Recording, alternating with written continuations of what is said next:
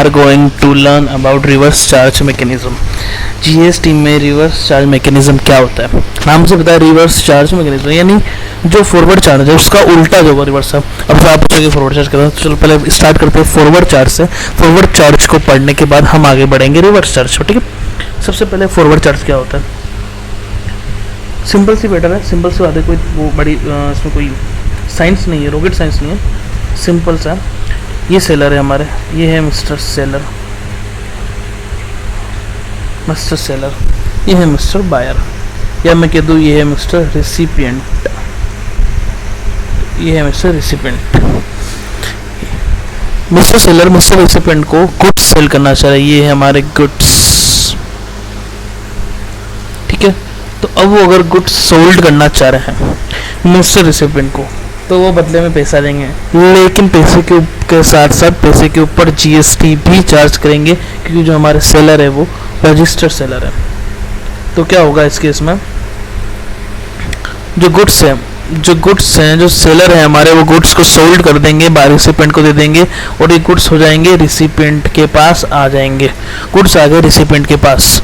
अब जो ये गुड्स है वो रिसिपिएंट के पास आने के बाद सेलर इनसे क्या लेगा? डिमांड करेगा, पैसा डिमांड करेगा, मनी डिमांड करेगा जीएसटी से, जीएसटी के साथ।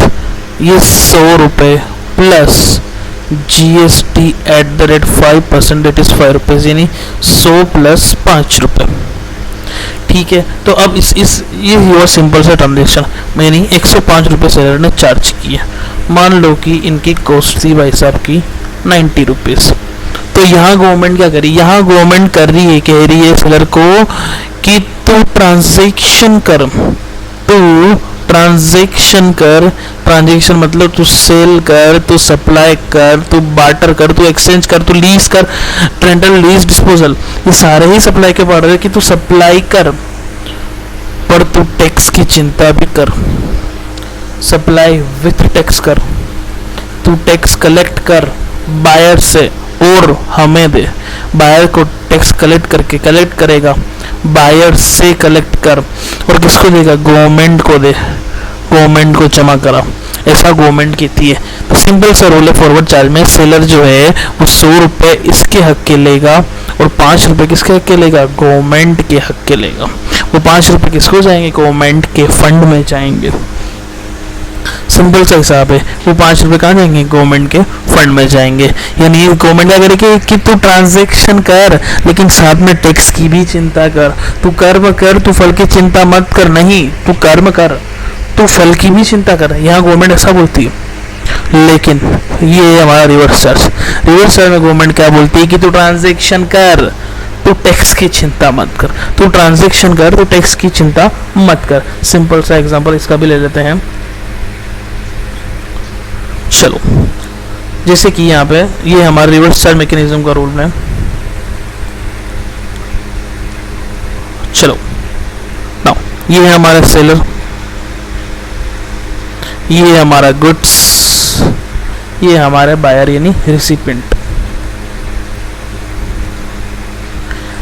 सेलर, गुड्स, रिसिपिएंट, ये सेल कर रहा है रिसिपिएंट को। ये गुड्स सेलर सेल किए कितने में? 105 में नहीं, 100 रुपये।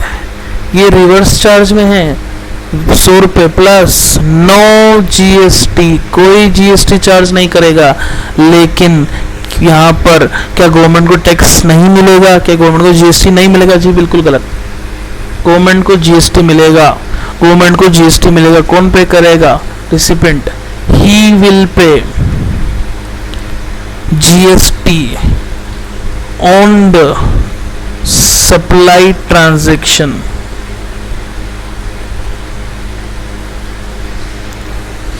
₹100 लिए, ये जो 100 रुपये है उस पर जीएसटी रिसिपिएंट पे करेगा। यानी फॉरवर्ड चार्ज में क्या हो रहा था? फॉरवर्ड चार्ज में गवर्नमेंट सेलर को बोल रही थी, गवर्नमेंट सेलर को बोल रही थी कि तू ट्रांजैक्शन कर, लेकिन तू टैक्स की चिंता भी कर। यहाँ गवर्नमेंट बोल रही है कि तू ट्रांजैक्शन कर, डू द सप्लाई, सप्लाई कर without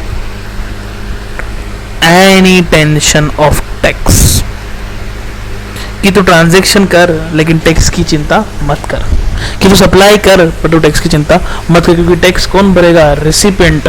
who will pay the tax? Recipient will pay tax, recipient will pay the tax. तो सिंपल समरी में कर दूं, यहाँ पे tax will be paid by recipient, that is on reverse charge basis.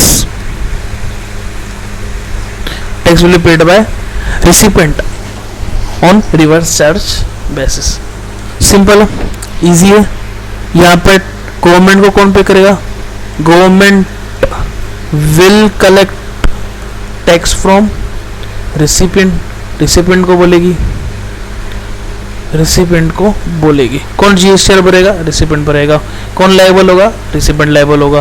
तो simple सा है, रिवर्स चार्ज में कौन लायबल होगा? रिसिपिएंट लायबल होगा। सिंपल एंड इजी मेथड, ठीक है। अब हम इसके आगे बढ़ेंगे। रिसिपिएंट में कौन कौन से ट्रांजेक्शन आते हैं, किस किस के ऊपर रिवर्स चार्ज बेसिस लगता है, रिवर्स चार्ज मैकेनिज्म लगता है, और किस तरह से उसको एग्जीक्यूट किया जाता है, ठीक है। चलो फिलहाल अभी के लिए सिर्फ रिवर्स चार्ज बेसिस में इतना सा कॉन्सेप्ट था। मिलते हैं नेक्स्ट वीडियो में।